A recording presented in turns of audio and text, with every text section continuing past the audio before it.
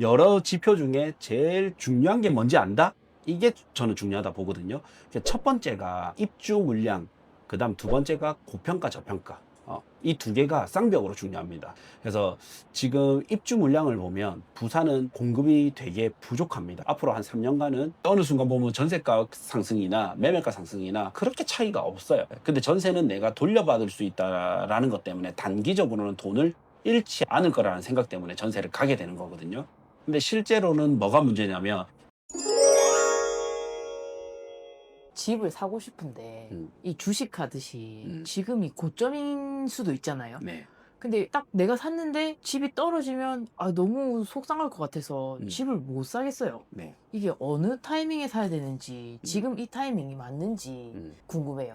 우선 뒤에도 질문이 좀 있기 때문에 중요한 것만 핵심적으로 조금 알려드리면 판단 지표가 여러 개 있습니다. 사람들이 오해를 하는 게 제가 몇 개만 보고 답변을 하니까 조금밖에 안 본다 오해를 하시는 분들도 있는데 저는 사실은 수십 개가 넘는 지표를 보기는 봐요. 근데 그거를 일일이 다 설명드리기는 힘들잖아요. 그러면 제일 중요한 지표들을 봐야 되거든요. 제일 중요한 걸 모르는 게 저는 오히려 문제라고 보고, 여러 개 지표를 보는 사람이 전문가가 아니고 여러 지표 중에 제일 중요한 게 뭔지 안다? 이게 저는 중요하다 보거든요. 첫 번째가 입주 물량, 그 다음 두 번째가 고평가, 저평가. 이 두 개가 쌍벽으로 중요합니다. 그래서 지금 입주 물량을 보면 부산은 공급이 되게 부족합니다. PF 대출이 아직까지도 많이 막혀 있다 보니까 역대급으로 이제 입주 물량이 점점 줄어들고 있고, 앞으로 한 3년간은 확정적으로 입주 물량이 부족하기 때문에 당장은 수급에 좀 문제가 있고요. 그러면 전세 가격이 올라가겠죠. 그런데 정책까지 더해져 버려서 앞으로 장기적으로는 전세 가격이 더 많이 오를 거단 말이에요. 그리고 두 번째는 고평가냐 저평가냐인데, 부산이 아직까지 집값이 싸요. 이 고평가냐 저평가냐를 볼 때 이제 소득 대비 집값이라고, 평균 소득 대비 집값이 몇 배 정도 되느냐가 있는데, 부산은 여기서 저평가 구간이고, 두 번째는 서울과 부산이 항상 일정한 비율이 있거든요. 원래는 평균이 한 3.2배 되고 많이 차이 날 때는 3.9배 이상, 4배까지 정도 벌어지고, 적을 때는 한 2.5배까지 쫓아간단 말이에요. 이게 한 20년 역사를 보면 항상 이 패턴을 반복해 왔습니다. 근데 지금은 부산과 서울이 4.2배 이상 벌어졌어요. 예전에 외환위기 때 서울 사람들이 뭐라냐면, 혹은 부산 사람들도 야 서울집 하나 팔면 부산집 3개 산다 했거든요. 그러니까 맞는 말이죠. 근데 지금은 4개 산다.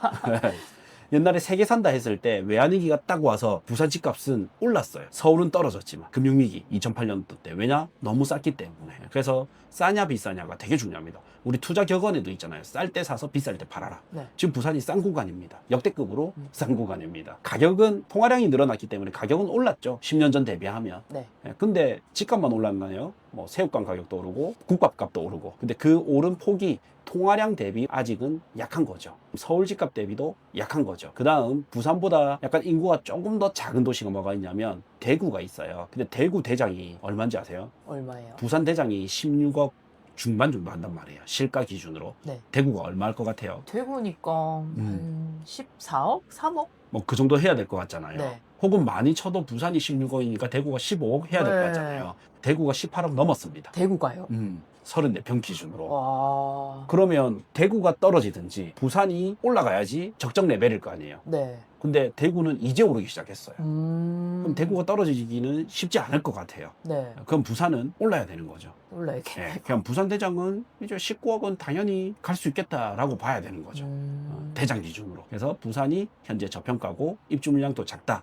이런 구간에서는 이제 사도 되고요. 그다음 과열된 구간, 그러니까 부산이 고평가되어 있다. 이럴 때는 좀 고민을 해봐야 되는 거죠. 그러다가 이제 집값이 비싸다라는 거는 반대로 건설사 입장에서는, 수요자 내 입장에서는 사는데 부담스럽다지만 건설사 입장에서는 지금 마치 반도체처럼 팔면 이득이 많이 남는단 말이에요. 그러면 과잉 공급이 일어납니다. 네. 그러면 비싼데 과공급이 일어나기 때문에 나중에는 하락이 오겠죠. 그래서 지금은 반대 경우 싼데 공급도 없다. 그러니까 상승으로 갈 가능성이 되게 높다. 핵심 지표는 이겁니다. 그 중에 뭐 정책이나 금융 규제가 있다 보면 조금씩의 조정은 있을 수는 있겠죠. 근데 그 조정이 있을 때 오히려 이런 핵심 지표를 보고 매수 타임으로 삼는 게 훨씬 유리한 거죠. 지금 전세를 살고 있는데 언젠가 매매는 해야 될 거잖아요. 내 집 계속 이제 전세가 없어지는 추세니까.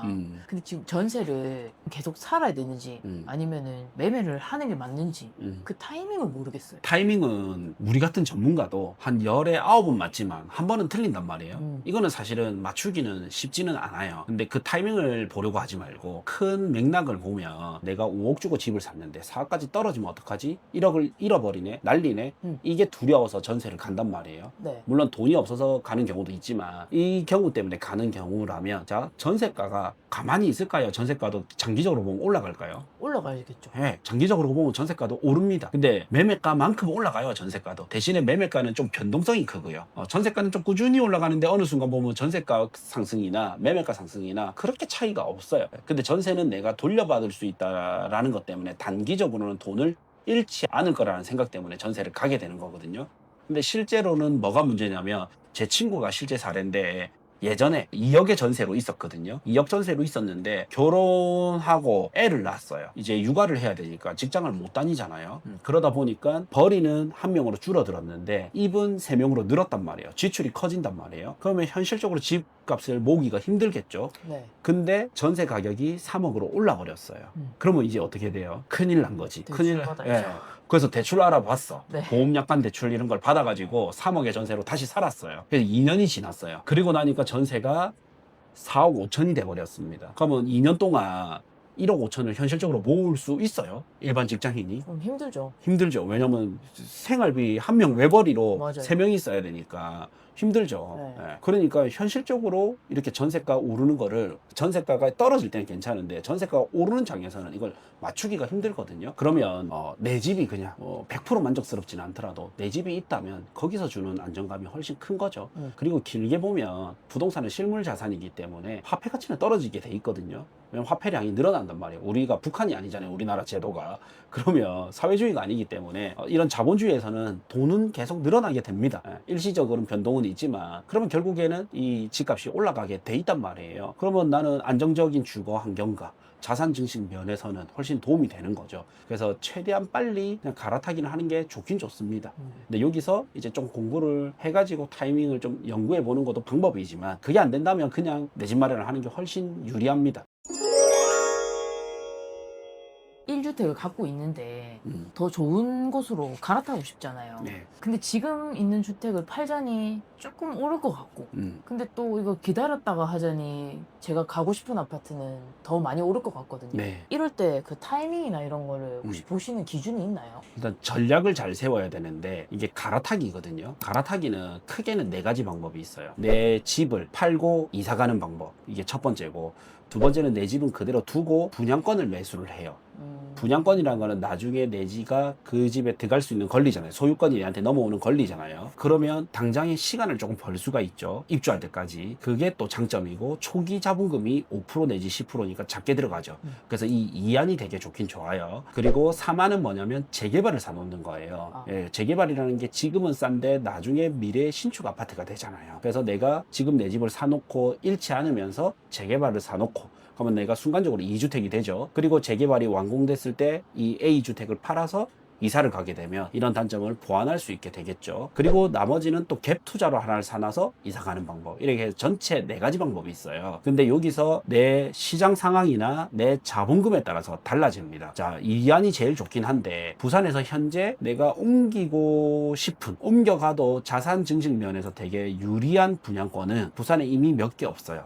너무 고가 주택밖에 없습니다. 센텀루엘, 남천서밋, 베뉴브 이렇게밖에 없단 말이에요. 나머지는 뭐 대연 DIL, 그 다음에 양정 롯데캐슬 프론티에 앞으로 들어올 몇 개 이렇게밖에 없거든요. 그래서 그 중에서 좀 잘 찾아야 되고 이미 프리미엄이 좀 상당히 형성이 되어 있죠. 그러면 이제 재개발을 봐야 되는데 재개발은 입지가 좋고 속도까지 빠르면 또 너무 비싸고 입지가 나쁜데 속도가 빠르다 리스크가 좀 크고 입지는 좋은데 속도가 느리다 요거는 차라리 소자본으로 들어갈 수 있고 미래가치도 있으니까 차라리 이건 괜찮아요. 그래서 재개발을 볼 때는 여윳돈이 있다면 입지 좋고 속도 빠른 데를 보시고요.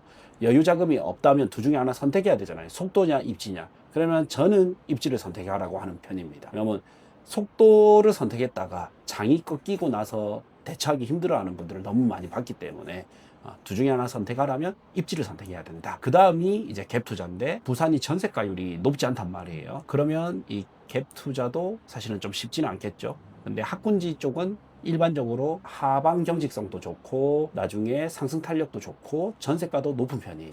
그래서 학군지 쪽에 갭 투자를 좀 찾아보는 것도 하나의 방법입니다. 그리고 돌아와서 아까 이란이 뭐냐면 내 집을 팔아서 이사 가는 거잖아요.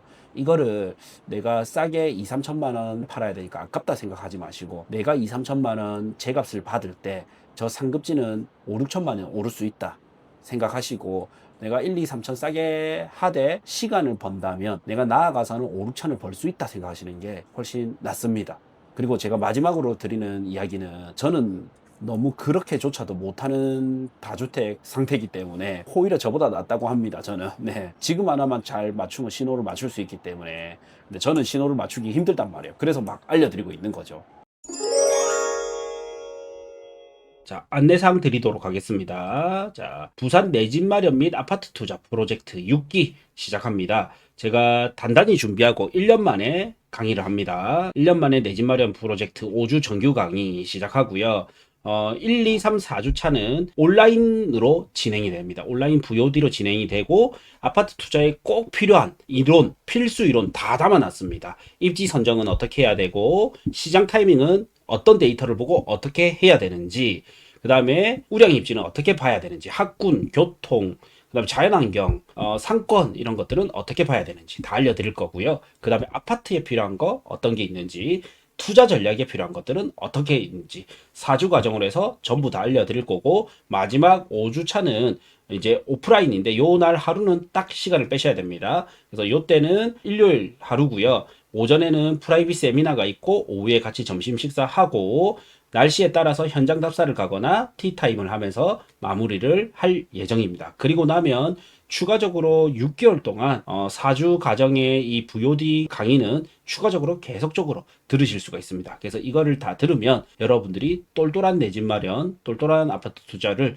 누구나 성공할 수 있게 만들어 드릴 겁니다. 그래서 선착순 20분까지는 이제 39만 원이고요. 이후에는 순차적으로 가격이 인상됩니다. 그리고 이제 강의에 오시면 1대1 코칭도 해드릴 거고 이제 저희 엑셀 파일도 드릴 거고 그다음 PDF 파일도 드릴 겁니다. 네. 그리고 나서 나중에 저랑 함께하는 부동산 스터디가 있거든요. 요거 참여권도 무료로 드릴 겁니다. 예. 이 혜택 4개를 다 드립니다. 자, 날짜는 이제 8월 17일 월요일부터 시작이 되고요. 요 4주차는 시간 관계없이 온라인이기 때문에 마음껏 보시면 되고요. 마지막 요때 시간을 빼셔야 되는데 9월 13일 일요일 날 오전 오후 이렇게 같이 진행이 됩니다. 아마 끝나는 시간이 오후 4시 내지는 5시 요때쯤 이제 끝날 거예요. 요때는 꼭 시간을 빼셔야 되고 나머지는 온라인으로 이래 보시면 됩니다. 자, 요거는 고정 메시지, 고정 댓글에 남겨놓겠습니다.